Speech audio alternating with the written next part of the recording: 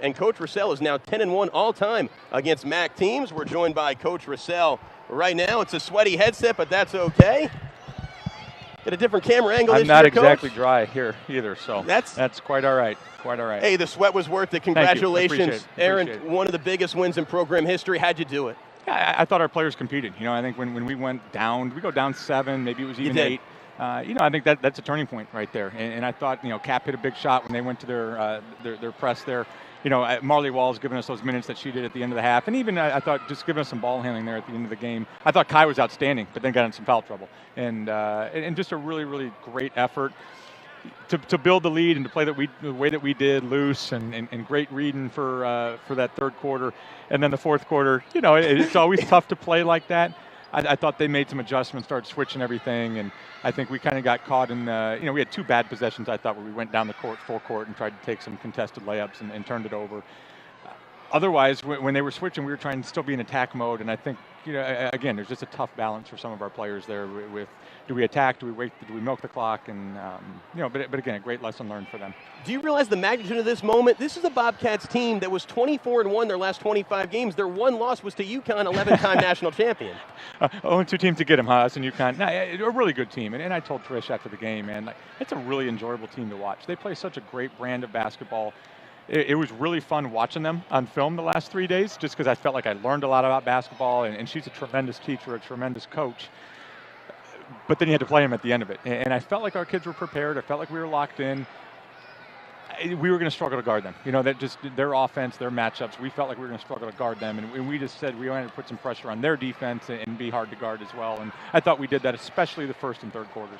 10 steals and 11 fast break points. When did you realize how athletic this team is? I think it's something we looked at in the offseason, just the way that we played last year. And again, some of this is we kind of tried playing this way. It didn't work out. And, I think we're a little more athletic this year. And I think our kids just bought in, that, and I think we have some depth, and we knew Marley and T.O. could give us some pressure in the full court, and I think they've been able to do that.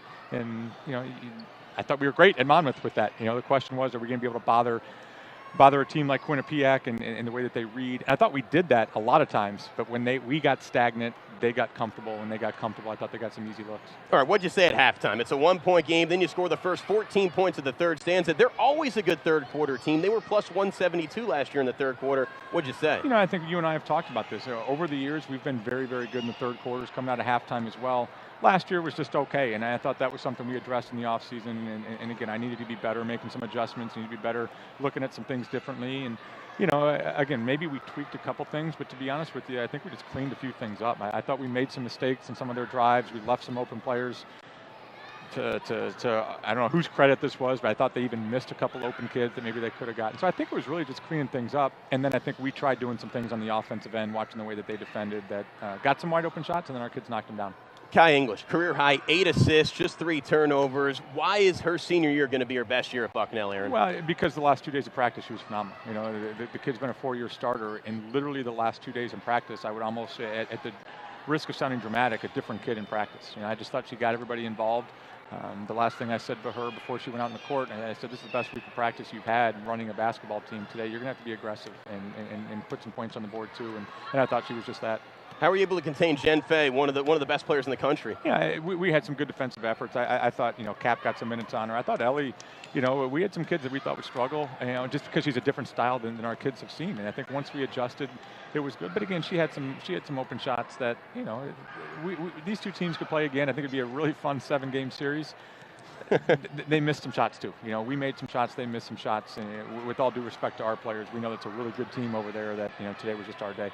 When did you realize the composure of Marley Walls? Nothing seems to faze her. She's perfect from the line this year, the and ones. She gets banged up, but she doesn't call for the trainer. She's tough. Those Midwest kids are tough. I'll give her some Midwest, but, Kentucky, Indiana kids, they've been playing basketball. She's gotten beat up quite a bit. And she's been coached hard by some really good coaches. Her dad's, been a great coach for her, too. And she's just got a toughness, and I thought, that could have gone a lot of different ways, and I thought GA actually gave us a couple good minutes, but it was just hard to keep Marley off the floor today. Were you testing your underclassmen? Because there was one point when you had 5 underclassmen on the floor, the game could have gone away, but you showed faith. I think a little bit of that was the way that they sub. We felt like we could take advantage, not even take advantage, but we could we could match up a little bit better with some of their subbing patterns, and so we did a couple strategic things there. But I think we've talked about this for the last few weeks now, that we feel like we have a very deep team, and there's a lot of trust that should happen in the middle of early of the season, so that builds things for them later in the year. And I told myself before the game, hey, no matter how this thing goes, this is going to be a great lesson, a great experience for all of our kids. We need to make sure that we test them a little bit. A couple more for Coach Roussell as Bucknell throttles the Bobcats opening night from Soika Pavilion. Speaking of Soika, what was the atmosphere like, your home opener? Great atmosphere. Obviously during that third quarter it was great. Maybe we needed to get them to get some energy there in the fourth quarter. We probably had some of them on some pins and needles, but just an awesome atmosphere. You have no idea what it does for our players, and selfishly even for me, to come out here and see the support that we get.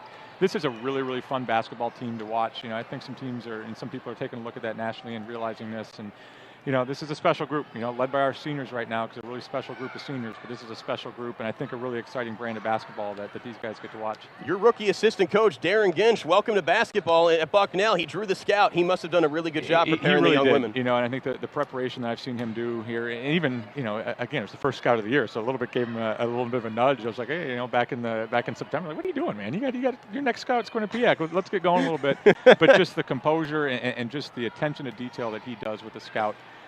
We didn't miss a beat, and he took a lot of pride in that this week. Really happy for him. Yeah, give him a big hug. And last one, it's Veterans Day. I know military means a lot to you. That national anthem was emotional. I think it set the tone for this day. Great national anthem, I think, for Mr. Chalmers to come out and kind of give us that boost, and our players knowing that he was there out there and kind of hearing his background was cool.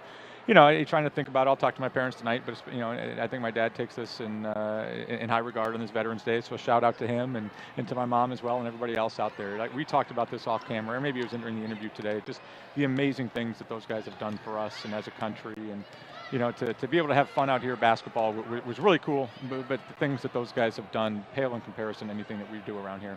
Your 125th career win at Bucknell. There might not be anything better of the 125. This was awesome. You beat the #1 mid-major team in the country. Congrats, Aaron. Go enjoy it with your family. Will do. Thank you.